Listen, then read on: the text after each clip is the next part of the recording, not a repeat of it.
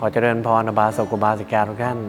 การที่เรานั้นถูกกระทบกระทั่งด้วยคำว่าคำด่าคำประชดใดๆก็แล้วแต่ถ้าผู้ฉลาดหน่อยเนี่ยจะเปลี่ยนพลังเหล่านั้นมาเป็นพลังผลักดันในชีวิตเขาว่าเราอย่างไร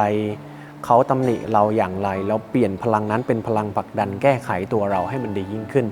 และที่สำคัญถ้าเกิดเราได้อยู่กับผู้รู้ผู้ที่มีปัญญาแนะนำเราไม่ว่าจะเป็นพระหรือจะเป็นพ่อแม่ที่ท่านแนะนำเราด้วยกุศโลบายใดๆรักษาท่านให้ดีๆในพุทธกาลพระพุทธเจ้าท่านไปโปรดญาติที่กรุงกบิลพัสนะแล้วก็ไปงานมงคลสมรสของนันทกุมารจังหวะเลิกงานท่านก็ยื่นบาตรให้นันทกุมารถือนันทกุมารก็ถือเดินตามมาคิดว่าโอ้เดี๋ยวท่านคงจะรับบาตรตรงบริเวณหัวบันไดปรากฏว่าเดินเลยไปอีกเดี๋ยวท่านคงจะรับบาตรตรงนู้นพระลานก็ไม่รับนู้นไปถึงนิโคธารามที่พักของพระพุทธเจ้าพอนั่งพักปุ๊บท่านก็ถามนันทกุมารว่า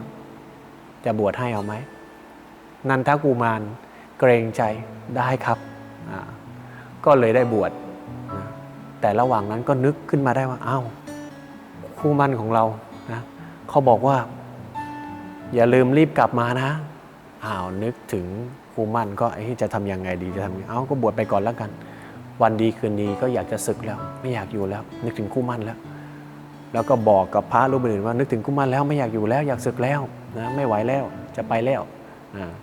พระพุทธเจ้าท่านก็ทราบข่าวนันทกุมารมันนี่เดี๋ยวเราจะพาไปที่หนึ่งท่านก็พาขึ้นไปบนสวรรค์ชั้นดาวดึงส์ไปเห็นลิงหูขาดหางขาดแล้วก็จมูกแหว่งอยู่บนตอไม้ติดไฟสักพักไฟก็ลุกพึบเต็มตัวหายไปแล้วเปลี่ยนกลายเป็นนางอัปสร500นางอัปสรสวยกว่าคู่มั่นเป็นหลายร้อยเท่า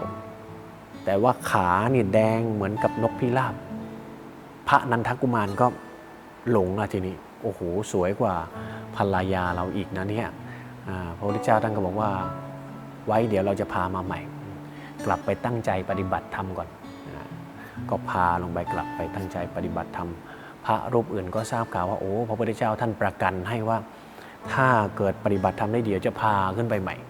พระนันทกุมารได้ยินพระท่านพูดถึงเรื่องเราเรื่องนี้เหรอน่าอายจริงๆเลยเราทำไมเราเป็นคนแบบนี้เนาะต้องให้พระพุทธเจ้าพาเราขึ้นไปดูนางอัปสรเลยแล้วประกันเราอีกตั้งหากอาศัยความเป็นญาติเหรอไม่ได้การแล้วได้สติขึ้นมาปลีกตัวไปเลยบำเพ็ญเพียรภาวนาบุคคลผู้ล่วงทุกข์ได้เพราะความเพียรพระนันทกุมารก็เคยบำเพ็ญเพียรมาก่อนในอดีตชาตินี้ก็บำเพ็ญเพียรอีกใช้พลังติฉินนินทาคำพูดต่างๆเป็นพลังผลักดันให้ตนเองนั้นปรับปรุงแก้ไขตรงนั้นแล้วมุ่งมั่นมีสมาธิมากกว่าเดิมพร้อมกับกุศโลบายของพระพุทธเจ้าทำให้บรรลุเป็นพระอรหันต์ทีนี้พระรูปอื่นก็มาถามท่านเมื่อไหร่จะไปล่ะเมื่อไหร่จะสึกล่ะหรือท่านเมื่อไหร่จะไปดูนางอัปสรอีกล่ะผมไม่ดูแล้วผมไม่มีความอยากเหล่านั้นแล้วพระเหล่านั้นไม่เชื่อรีบไปฟ้องพระพุทธเจ้าพระนันทกุมารโกหกครับผมจะโกหกอะไรบ้านที่มุงหลังคาไว้ดีแล้วฝนมันไม่รั่วแล้วพระนันทกุมารได้บรรลุเป็นพระอรหันต์เรียบร้อยแล้วดังนั้นแล้วคุณโยมวิกฤตมันเปลี่ยนเป็นโอกาสได้คำด่าว่าเปลี่ยนเป็นพลังผลักดันสอนชีวิตได้การทำสมาธิที่ได้สั่งสมในอดีตชาติส่งผลในชาติปัจจุบันได้ชาตินี้เราก็ทำอีกช่วยไปต่อในชาติหน้าก็ทำอีกสั่งสมไปเรื่อยๆสั่งสมไปเรื่อยๆวันหนึ่งมันก็เป็นวันที่สำเร็จของเราที่หลุดพ้นนะสลัดทิ้งนะตัดซึ่งกิเลสทั้ง3ตัวโลภตัวโกรธตัวหลงนั่นแหละไอ้สิ่งที่เราทำสะสมเนี่ยมันมีความหมายทั้งนั้นนะเพิ่มพูนอินทรีย์ของเราให้แก่กล้าศรัทธาวิริยะสติสมาธิปัญญาจากการบำเพ็ญเพียรด้วยสัมมาสมาธิเป็นตั้งต้นเป็นบาดฐานเป็นเบื้องหน้าจึงทำให้เรานั้นประสบความสำเร็จได้สมาธิทำทุกวันดีทุกวันขอเจริญพร